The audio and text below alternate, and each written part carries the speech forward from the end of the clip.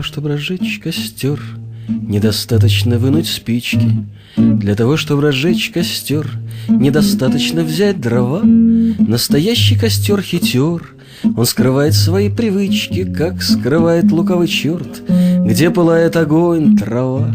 Для того, чтобы разжечь костер, нужен холод и нужен вечер. Это значит, что нужен тот, кому холодно и темно. И костер продолжает спор там, где больше спасаться нечем, но кто его разожжет, это, в общем-то, все равно.